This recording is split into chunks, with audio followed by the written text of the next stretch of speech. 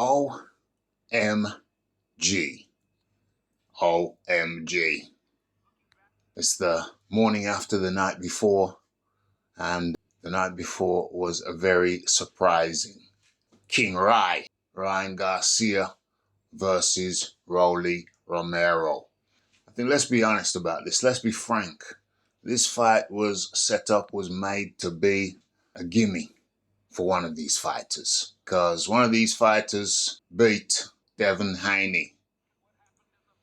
Although that fight was later ruled a no contest due to that fighter, namely Ryan Garcia, failing a dope test. Substance used was Ostarine, a performance-enhancing product. Yeah, let's use the word product. And Ryan Garcia popped dirty for that. And so his win over Devin Haney was obviously expunged, rubbed out, ruled out.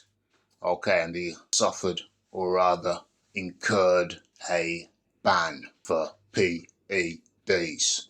So obviously that fight was going to be run back. People want to see that fight run back with King Rye not on the substances.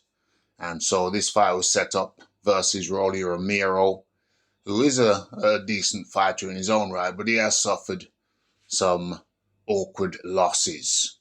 It was set up so that that fight, the rematch versus Devin Haney, could be facilitated. Indeed, it has been said contracts had pretty much damn near been signed for that fight sometime later in the year. But alas, Rolly Romero didn't read the script. As you see, came up with a double left hook in the second round. That was the second one. And he put Ryan Garcia on the seat of his pants. Seemed like Ryan Garcia, off the substances, was a mere shadow of his former self. Of course, we have to factor in the equation that Romero had been out of the ring for over a year. Yeah, he suffered for it. But I don't know, Rolly hasn't fought in a while himself. So I don't know if we can use that. Ryan Garcia and his trainers know the level that he's got to be on.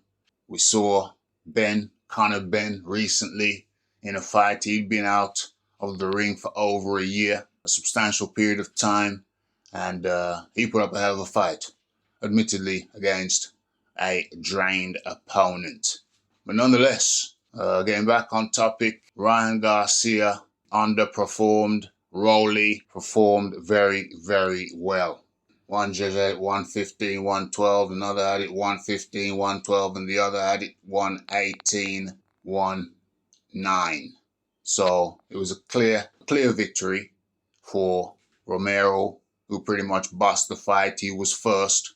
He conserved his energy, wasn't frantic, was very composed, and he earned the victory fair and square.